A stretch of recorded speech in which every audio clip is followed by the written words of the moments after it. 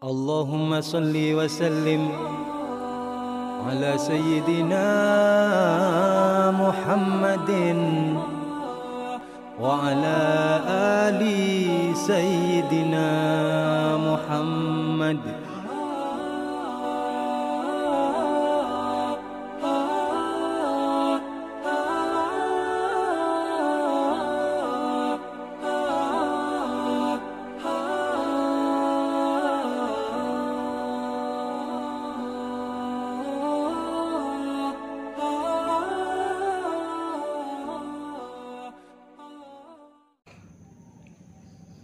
Bismillahirrahmanirrahim. Qala musannifu wa syarihu rahimallahu ta'ala wa nafa'ana bi ulumihim fid dharaini amin.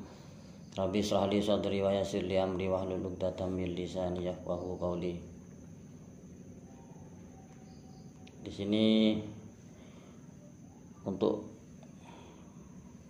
episode kali ini, untuk tayangan kali ini saya menjawab pertanyaan dari beberapa pemirsa yang bertanya. Ini dari akun Tenbol. Maaf Gus, mau nanya, masih kebingungan masalah sholat sunnah, apakah harus memakai kabiro sebelum Al-Fatihah? Terima kasih. Kabiro itu disebut dengan doa iftitah. Kabiro walhamdulillahi katsira inni wajjahtu wajhaya lillati fatara samawati. Doa iftitah itu atau kabiro itu hukumnya sunnah. Jadi kita sholat fardu ataupun sholat sunnah tanpa membaca kabiro atau iftitah, doa iftitah itu tidak masalah. Karena itu hukumnya sunnah. Itu berlaku di semua sholat, sholat fardu ataupun sholat yang wajib. Tetap itu hukumnya adalah sunnah. Boleh membaca, boleh tidak membaca. Apalagi cuma sholat sunnah tidak dibaca ya tidak masalah. Yang fardu, yang sholat fardu saja tidak dibaca tidak apa-apa, apalagi yang hanya sholat sunnah. Maka hukumnya tidak apa-apa, diperbolehkan tanpa membaca doa iftitah atau kabiro tersebut. Yang penting sholat itu membaca Fatihah. Yang penting sholat itu adalah niat, lalu Fatihah dan lain sebagainya. Itu bacaan yang paling penting itu ya Fatihah. Setelah itu tasyahud. Adapun ketika ruku atau sujud, subhana rabbiyal azim ya bihamdi, subhana rabbiyal a'la wa bihamdi, itu hukumnya sunnah, tidak dibaca tidak apa-apa, yang penting membaca Fatihah. Ataupun ada orang yang tidak bisa membaca Fatihah, tidak bisa dia membaca Fatihah, ya tidak usah baca Fatihah. Ya cukup berdiri, ruku, sujud, ya sudah. Kalau dia tidak bisa, yang penting itu dia mau sujud pada Allah, dia mau sholat sama Allah, mau melaksanakan perintahnya Allah yang berupa sholat, itu sudah cukup. Karena nanti suatu saat itu manusia yang paling malu ketika dia mati dan menghadap Allah, dia adalah manusia yang tidak pernah sujud kepada Allah, yang semasa hidupnya dia tidak pernah sujud sama sekali. Maka suatu saat orang itu malu ketika menghadap Allah. Jadi bacaan tersebut tidak wajib. Yang penting itu bacaan Fatihah dan bacaan tahiyat. Nah, itu yang paling penting. Misal tidak bisa, ya tidak apa-apa. Yang penting dia mau sholat. Ya mau gimana? Mau belajar kok wis terlambat. Jadi yang penting dia mau sholat itu sudah bagus. Jadi manusia itu sudah mau sholat itu sudah bagus lah daripada dia tidak sholat. Gitu. Kalau kita nunggu bisa mau sholat tapi belum bisa, masih mau belajar. Iya, kalau dia masih belajar itu dia masih hidup. Kalau dia sudah mati, nunggu bisanya dia itu belajar, setelah bisa dia mati, wah kita tidak sujud sama Allah, tidak pernah melaksanakan sholat sama sekali. Jadi tidak apa-apa. Itu untuk akun yang bernama Tenbol itu tidak apa-apa apabila dia tidak membaca kabiro atau doa iftitah. Selanjutnya ada pertanyaan, saya punya tetangga, ini dari Mbak Alfiah. Saya punya tetangga yang setiap hari selalu ngomongin saya, ngerasani mau dilawan nanti rame, dadi ribut, diam, saya nggak kuat, sakit hati. Bagaimana cara saya menyikapi tetangga seperti itu? Terima kasih atas jawabannya. Cara menyikapi kita punya tetangga seperti itu, ya sabar. Sabar itu tidak ada batasnya. Begitu. Zaman dahulu itu ada orang alim, orang pinter, dia tuh fikihnya juga pinter, ahli tasawuf. Beliau bernama Abu Ali As-Saqqaf. Suatu ketika Abu Ali As-Saqqaf ini menjumpai seseorang yang meninggal dunia. Dia itu mau dibawa ke kuburan, di keranda itu dibawa ke kuburan. Yang memikul kerandanya itu orang 4, yang 3 laki-laki, yang 1 perempuan.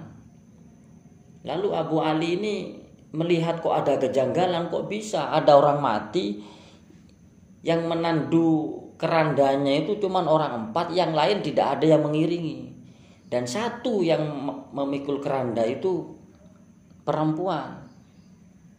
Lalu posisi perempuan tadi diambil oleh Abu Ali As-Saqqaf, digantikan oleh Abu Ali As-Saqqaf sampai ke kuburan. Lalu dia bertanya sama si perempuan tadi, sampean itu siapa? Yang lain kemana? Kok nggak ada? Kok cuma orang 4, 1 perempuan sampean. Sampean itu siapa? Si perempuan tadi menjawab, saya adalah ibu daripada si mayit tadi. Begitu jawabannya. Lalu Abu Ali bertanya, lalu kemana tetangganya atau saudara-saudara yang lain? Kok cuma hanya berempat saja? Lalu si ibu itu mengatakan, yang lain tidak mau mengantar jenazah anak saya karena mereka merasa jijik, karena mereka merasa malu, dan mereka tidak mau mengantar jenazah anak saya ke kuburan. Bahkan mereka tidak mau mensolati anak saya. Ditanya oleh Abu Ali As-Saqqaf, loh kok bisa anak sampean ini tidak ada yang mau mengantar ke kuburan, tidak ada yang mau menyolati? Lalu si ibu itu mengatakan, anak saya ini banci atau waria. Lalu Abu Ali tadi merasa kasihan, beliau lalu mengkubur semua. Setelah dikubur, beliau itu mendoakan, mensolati, lalu mendoakan si mayit tadi. Lalu beliau mengajak rombongan yang memikul keranda tadi ke rumahnya, dikasih makan, dikasih minum, lalu dikasih beras, dikasih uang. Orang itu disuruh pulang. Lah, selang beberapa jam, sampailah pada suatu malam Abu Ali ini tertidur. Dalam tidurnya Abu Ali ini bermimpi seseorang yang orang tadi itu menampakkan cahaya di wajahnya, bersinar di wajahnya. Lalu bertanya Abu Ali ini, kamu siapa?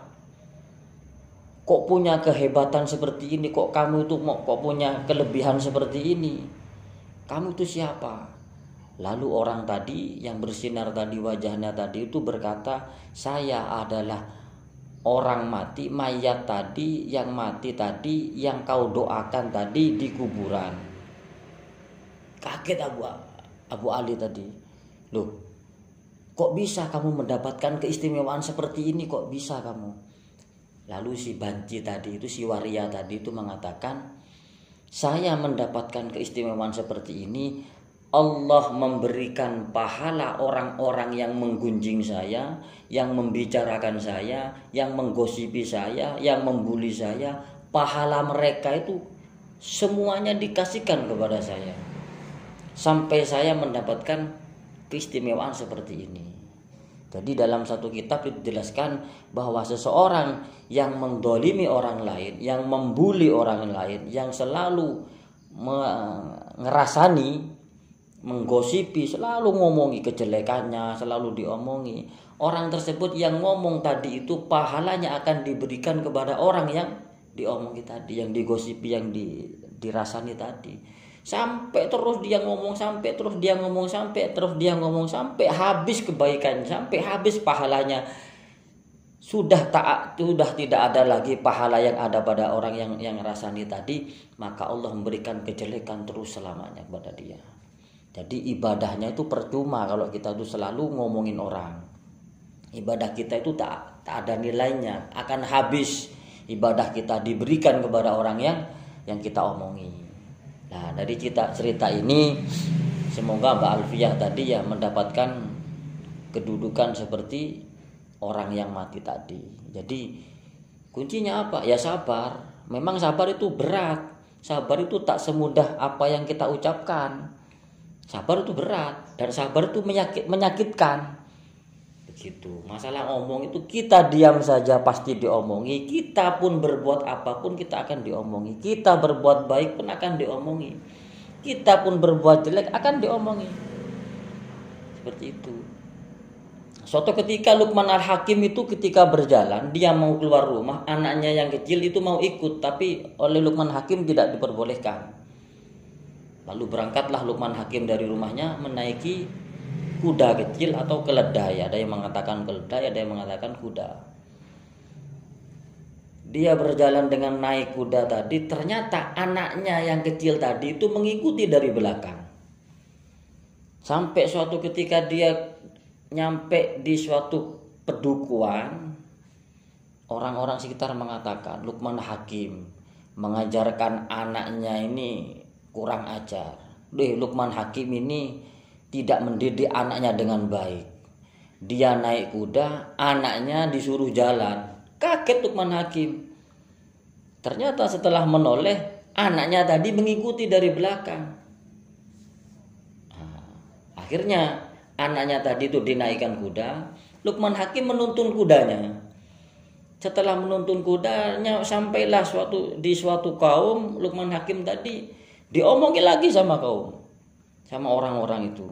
Luqman Hakim katanya ulama, katanya seorang yang alim, punya ilmu banyak.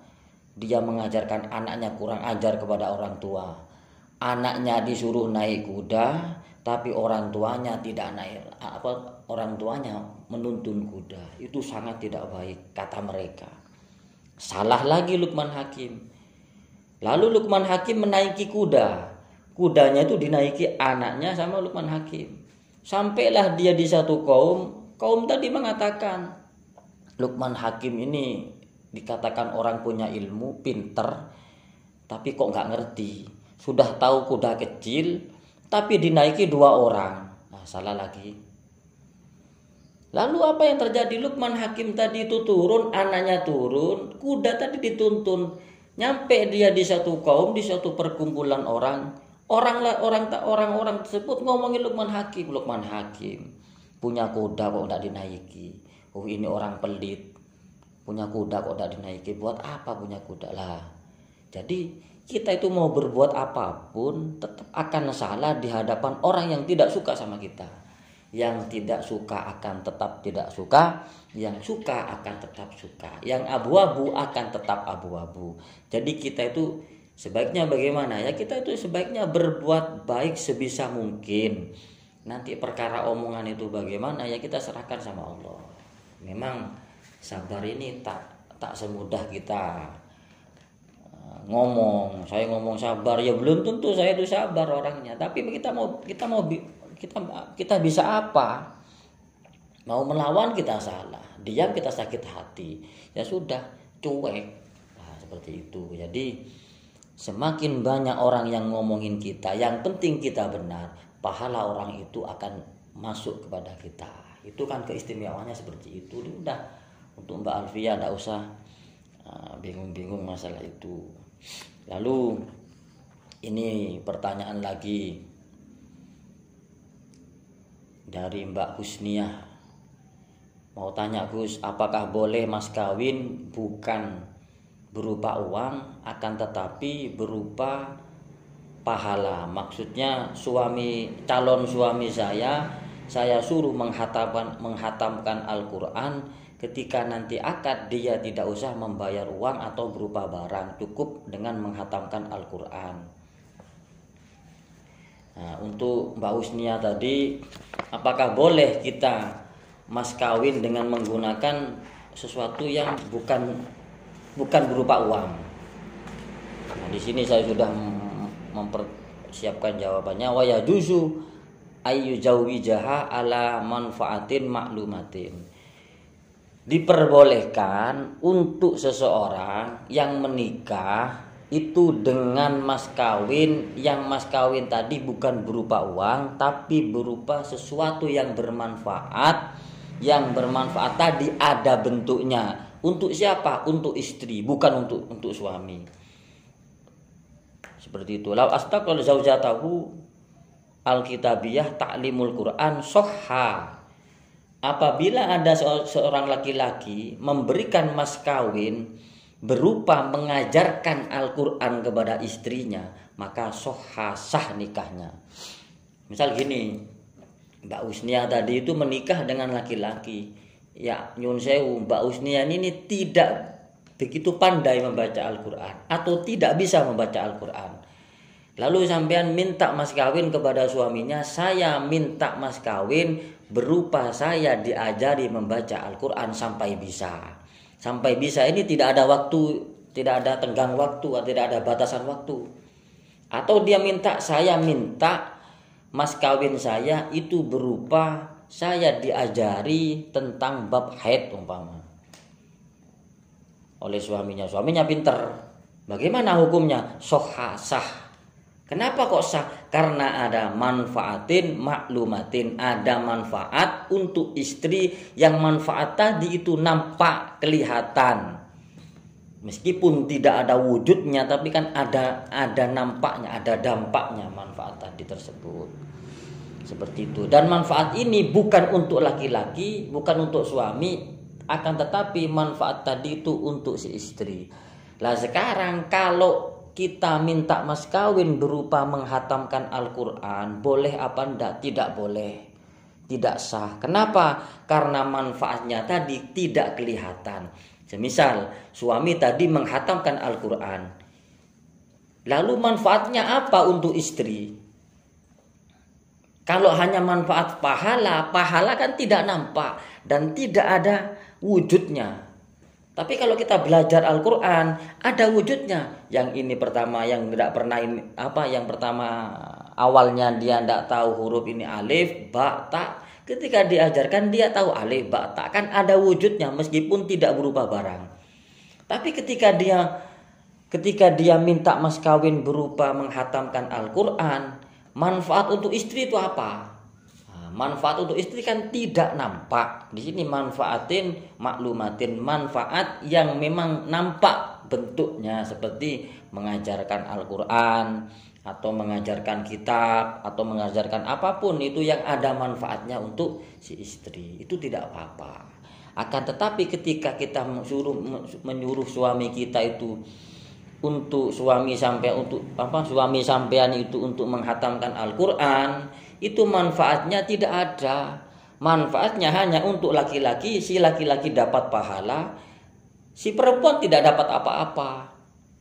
Nah, jadi tidak boleh kalau memang mas kawinnya itu berupa menghatamkan Al-Quran, si suami menghatamkan Al-Quran. Pokoknya begini, mas kawin itu harus berupa sesuatu yang ada manfaatnya untuk istri. Misal uang, berupa barang, ataupun berupa dia mengajarkan sesuatu yang bermanfaat untuk si istri. Nah, tapi kalau menghatamkan Al-Quran kan tidak ada manfaatnya. Tapi kan dapat pahala. Iya dapat pahala. Pahala kan tidak nampak manfaatnya. Yang kita bahas ini adalah manfaat yang nampak ketika di dunia. Kalau pahala itu kan tidak nampak sekarang, tapi nampak suatu saat nanti ketika kita mati di akhirat. Maka seperti itu. Mas kawin itu karena di kaidah fikih itu ada yang namanya al-aslu fil auto haramun. Farji, kemaluan perempuan itu awalnya adalah haram. Bisa halal untuk laki-laki ketika dia dinikahi. Dinikahi itu ketika ada mas kawin, lalu ada akad nikah, ada mas kawin, ada saksi, ada wali. Itulah yang mengesahkan itu, yang menghalalkan tadi.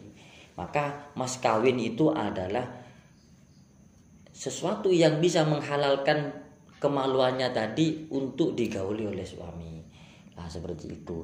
Jadi istilahnya mas kawin ini adalah membeli kehalalannya tadi itu, membeli kehalalan. Makanya ketika perempuan menikah, janganlah kita meminta mas kawin yang sangat murah, karena sama saja ketika kita minta mas kawin yang sangat murah berarti membeli kemaluan kita itu dengan harga yang murah. Ya bukan berarti harus yang mahal-mahal, enggak.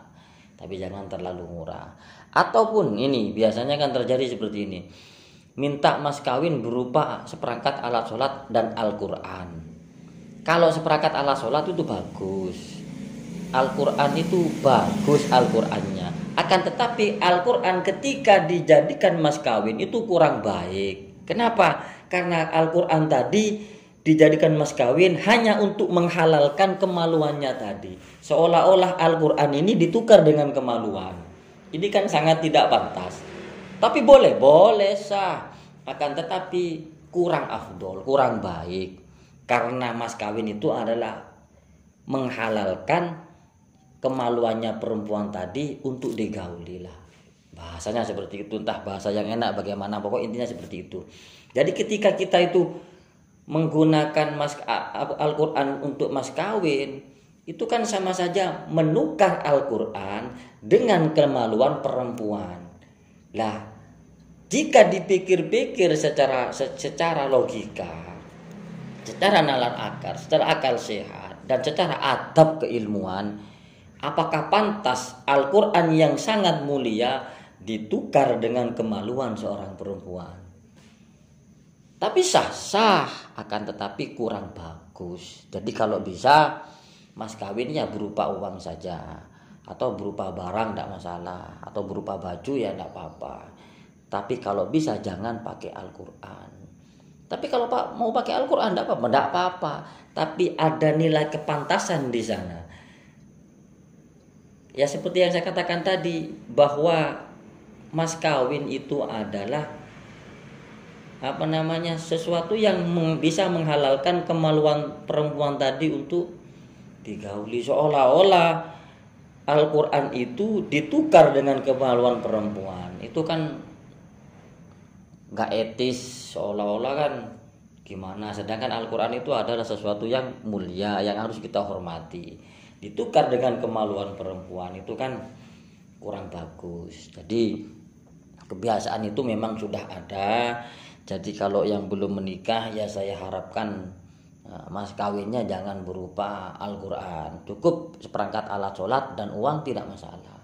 Tapi ketika kita minta Al-Quran tidak apa-apa. Tapi ada ketidakpantasan di sana yang kita harus jaga kemuliaan Al-Quran. Kita jaga jangan sampai kita tukarkan dengan hal-hal seperti itu. Saya kira seperti itu apa yang bisa saya sampaikan. Jika memang jawaban saya itu kurang puas, kurang memuaskan, kurang enak, ya mohon nanti ditanyakan lagi, masih bisa ditanyakan lagi.